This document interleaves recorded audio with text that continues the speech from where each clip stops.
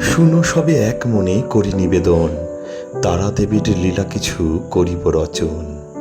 সত্য ত্রেতা দাপর কলি চারিযুগে, তারা মাতা আছেন গ্রাম চণ্ডীপুরে।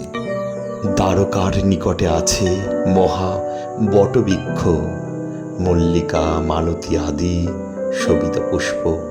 সাধুগণ পুষ্প দেখি হন হরষিত, তারাপদে পুষ্প দিতে মগ্ন হইল চিত্ত। হ্যাঁ বন্ধুরা, মহাপীঠ তারাপীঠ থেকে গল্পকথায় তারাপীঠে আপনাদের সুস্বাগতম। চলুন এবার সরাসরি আনন্দময়ী তারামায়ের গর্ভগৃহে যাওয়া যাক, আর সেখানে গিয়েই দর্শন করাবো আনন্দময়ী তারা মাকে। তাই মহা আনন্দে প্রাণ খুলে উচ্চস্বরে বলুন, জয় মা তারা, জয় মা তারা, জয় মা তারা।